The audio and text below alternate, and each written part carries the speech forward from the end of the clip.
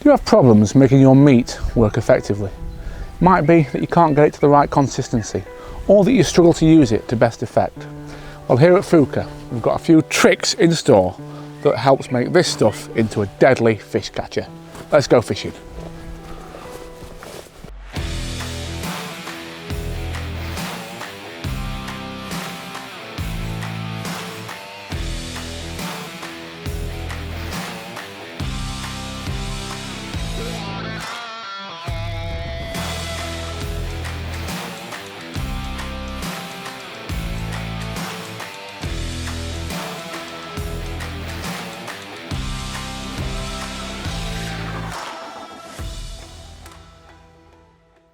Right, the first job is to cut the meat up. Now, I use Plumrose luncheon meat for 90% of my fishing.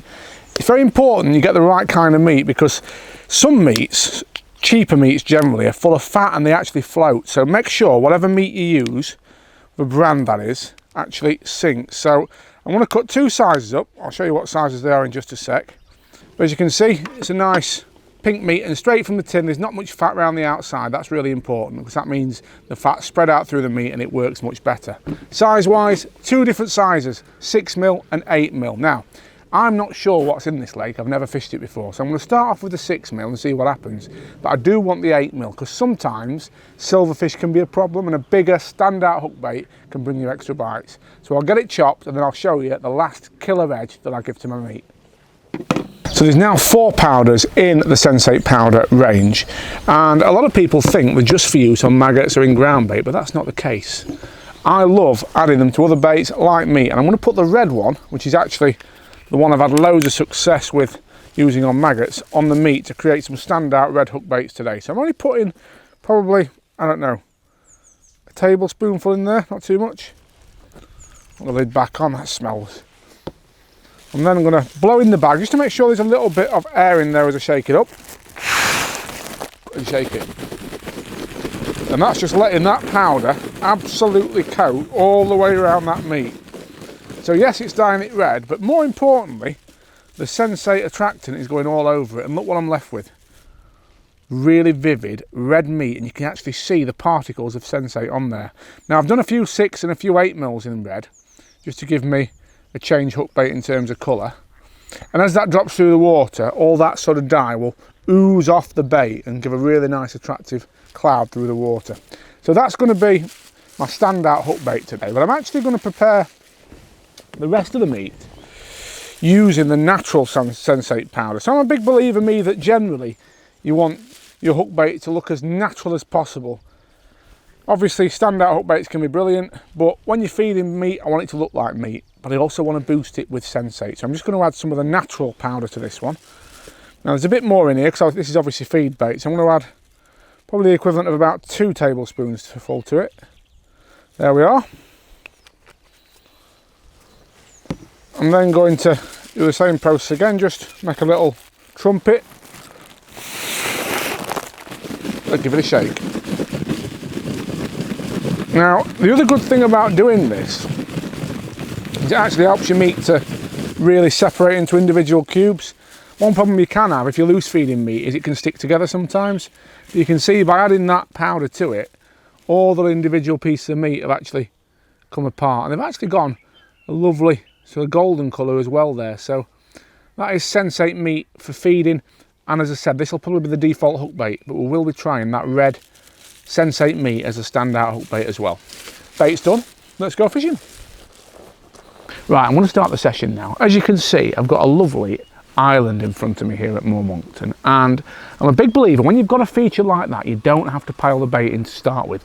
The carp will naturally be patrolling round that island, so all I need to do is create a little trap so that when one swims round the island on his little patrol route, he's going to move down and eat this bait. So that's a large Guru cad pot, and I've just filled that up with a mixture of 6 and 8mm meat that you saw me cut earlier. On the hook, I've got one of the bigger 8mm cubes. Now, the beauty of obviously adding the Sensei to the meat is it's all about instant attraction. So I genuinely think that any carp in the area will be pulled into this and triggered into feeding fairly quickly. Now, plumbing up, I've just looked for a flat area, like a little bit of a plateau, And I've actually found a really nice little plateau just off the island there.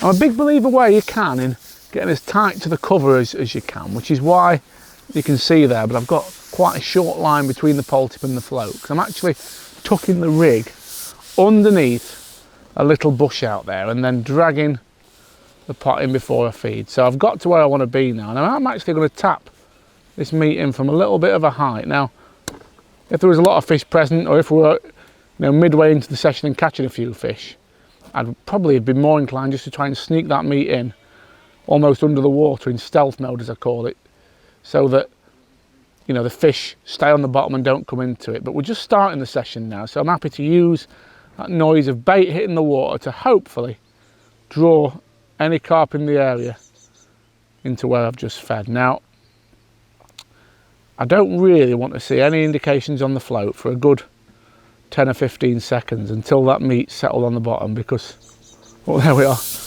We talked about instant attraction. That was actually a skimmer. Somehow it's shed the hook, but that did come straight in. I don't know if you saw that jump out there, but wow, that was quite dramatic. Not the carp we were hoping for. That was a big fish all the same. So we're going to repeat the process. I'll just show you really quickly as well how I actually hook my meat, because this is really important when it comes to actually making sure you hook fish. I know that one escaped, but not many do. And all we do is we go through the side of the meat and then out through the corner. So whichever way a carp sucks that bait in theory, we've got a good chance of hooking him. And I'm going to feed the same sort of quantity again. I'm going to put a fair volume of bait in, especially out now I know that there's other fish there, like skimmers, because that tells me that the chances are all this bait will be getting eaten. Now, you'll see I'm just literally thumbing the bait in quite loosely there. You don't need to push it in really tight, because it's quite spongy meat. It does tend to hang in the pot quite nicely, so I should be able to ship out without bouncing any bait out. So, good and bad that, folks. Great that we've had an indication so early. I'd probably have preferred it to be the right species though, i.e. a carp. But either way, we're early in the session. We can now work out how to catch the carp. It might just be a case of feeding those bigger cubes of meat exclusively and really being selective, but hey, we'll see how we get on. So this time I'm actually going to sneak that meat in rather than do it from a height. So I'm just holding it over where I want to feed it, dropping the pot under the water and then giving it a little tap. And what that does, it creates a tighter grouping of meat. It'll all fall down right around the float, but also it's going a little bit quieter. So that was a little indication straight away there. Believe it or not, I don't really like that. As I said, I think if you get a fast indication when you're feeding through a kinder pot in that depth, it often means the fish are off the bottom, and I want to actually concentrate them on the bottom. So it was the right decision to sneak that bait in, I think. I think if I'd gone for a big old tap on that, I'd have ended up in a world of pain, because the bait would have spread more and potentially the fish would have risen in the water. So it's all about just thinking about how you want to catch the fish and feeding accordingly. We want to nail these to the bottom. So we're feeding a nice sort of quantity of bait, so it goes to the bottom and just sets a little trap for us. So all we're doing now is waiting for a nice positive indication. It's really important as well though, you train yourself not to strike like Zorro. It's very tempting in these situations when that float flies under, with all the excitement, you give it a big old strike. If I did that today, I'd end up in the bush. So almost like soft pellets or any sort of soft bait, bread punch, you know, we're just after a little tiny lift. It's all we need. It's a dead sharp hook. It's a Guru SLWG hook. A little lift is all we need just to set that into the fish's mouth, and the elastic and the pole will do the rest, because once it's hooked we'll have some elastic out and that'll do the rest. So the trap's set now. Let's see if we can catch a carp.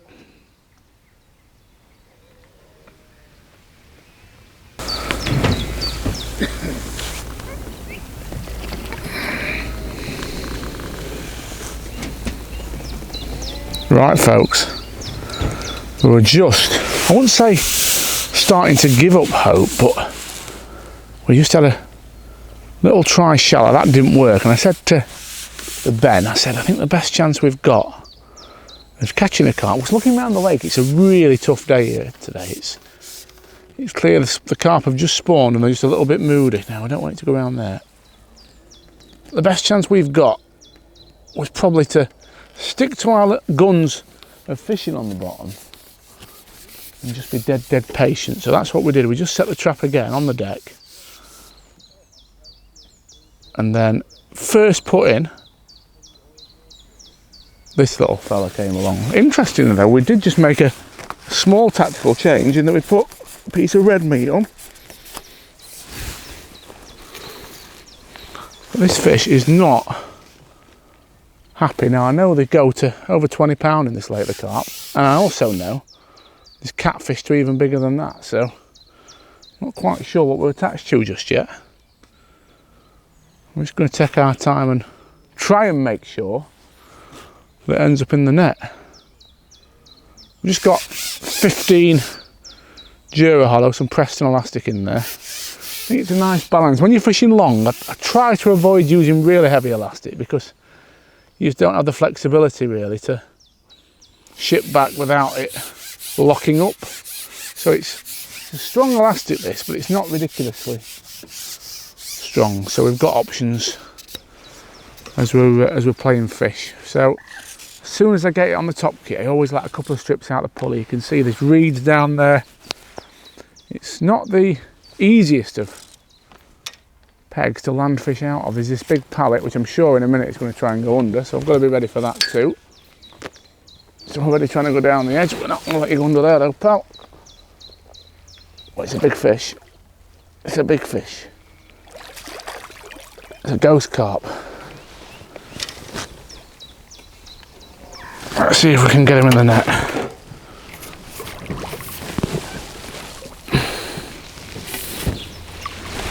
Oh, nearly.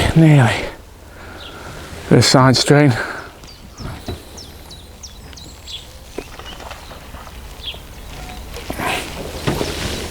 Just taking our time.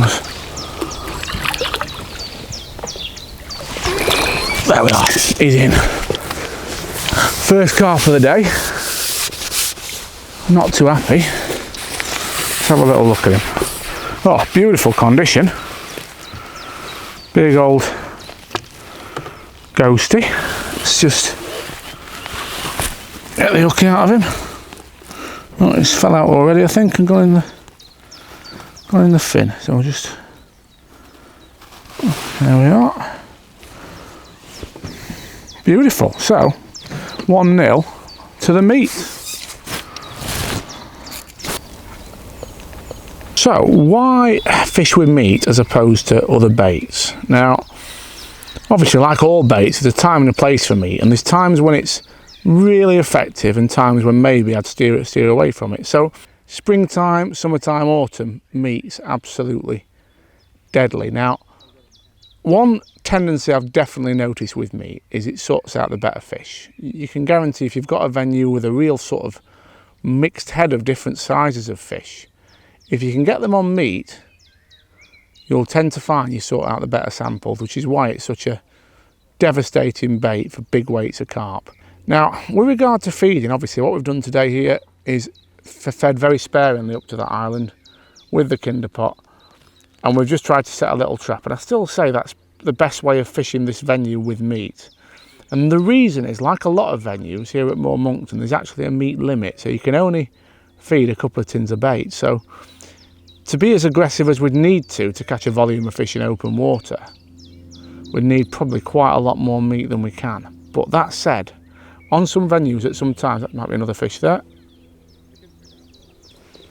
Is that a big bream? It's a big bream, that is. Saw a great big fin come out of the water. This might prove the point about the bigger fish. That's a really nice sized bream. Yeah, so if you can fish meat in open water though, and bait limits allow, it's an absolutely devastating tactic to fish it what I call up and down. Now, Larford Lake is an example of where this works absolutely brilliantly. If you can loose feed meat at Larford I've seen weights of over 200 pounds of great big skimmers with the odd huge carp mixed in, and this is a prime example of the sort of silverfish you do catch on meat when you can. I mean, look at that, that's got to be, again, it's like that first one, it's 3 or 4 pounds, that is. It's a proper slab. And you can see there, it's still got the barnacles on it from spawning, so it tells you we're running a little late this year. We're in June time and it's still in spawning mode, that one. So yeah, when you can be aggressive and feed a volume of meat, it's a deadly open water tactic as well. That's not to say you shouldn't use it in open water where you can't. One good way of using all the benefits of meat where there's bait limits is to loose feed pellets, for example, and fish meat on the hook. And what I've actually started doing today, just because of that limit again, I've started introducing a few 6mm pellets that I've just covered with a little bit of the Sensei liquid. I'm just putting a few of them in the pot and a little bit of meat as well, and it's just allowing me to work within those bait limits and almost pad that meat out and make it last for the duration of the session. So the pellets go in first, then the meat, and look, I'm just squeezing that in, and that meat just helps keep those pellets in the pot. I just want to show you one other little thing, and this was actually a little trick that the cameraman showed me, but it seems to work. You'll notice how before I had that bulk nice and tight down the line. What I've done now is moved it higher up, and as Ben pointed out, there's some wary big carp in here, and just having that bulk strung out a little bit further away from the hook just means they can get down to the bait and feed without hitting any shot. And with the fish feeding very cautiously today, with it being very wary fishing, that's actually proved a good little trick. Since we've done that, we've had a couple of fish, so definitely one to bear in mind for the future. So we're going out again. Again, you don't have to rush when you're shipping out with a kinder pot. It always pays just to make sure you get to all the bait where you want it to be without bouncing your pole everywhere and spreading it out. So just take your time, make sure your rollers are set up properly, and then when we get in position, I'm just taking care not to make undue commotion on the surface. So I'm just dipping the pot slightly under the water to loosen that bait that's in there, lifting it out and giving it a little tap. You can see all that meat's come out there. We've not made too much disturbance on the surface.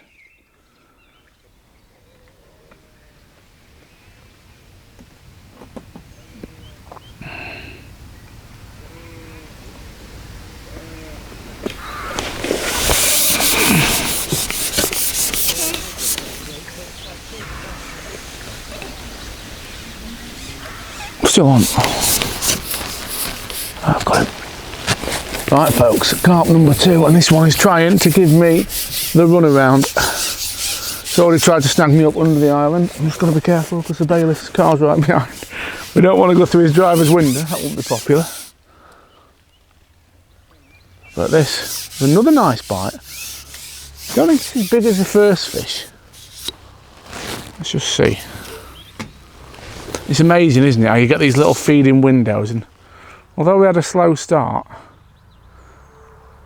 meat isn't always an instant bait, which is why I think adding that Sensei definitely does help. This is another good fish actually, it's wallowing right underneath the feet, so we need to be careful it don't come up with any late surprises. But let's have a look.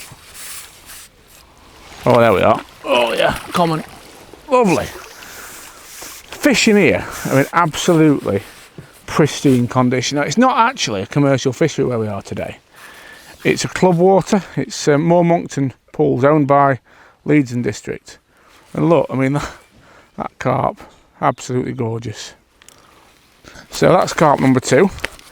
Same tactics, just feeding the meat, being patient and waiting for a proper bite. Let's go in and see if we can catch another one. So this is the rig I've been using today. Very simple, very strong. 021 reflow power mainline. I've got a 0.6 gram RW Munter float, and that's on 15 Duraslip elastic, a nice robust but still soft elastic.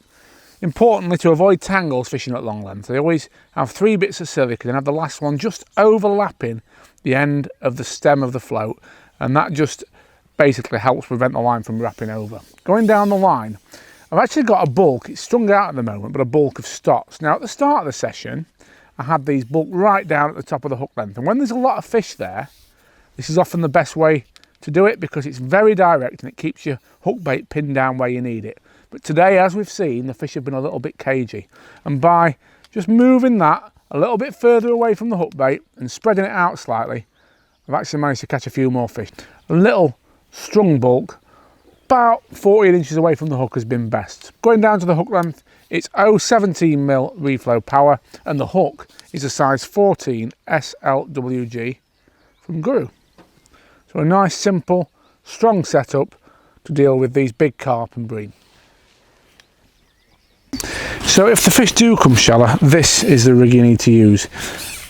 I call it a flick rig. Basically, again, it's 0.21mm power line. I've got a little tiny back shot which just helps me to keep the line between the float and the pole tip as straight as I can.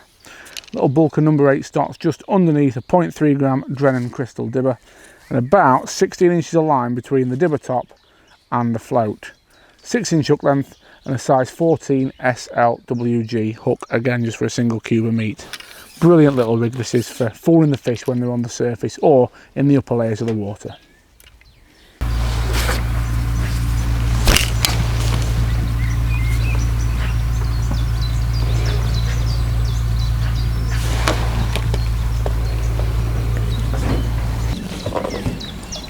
Oh, right.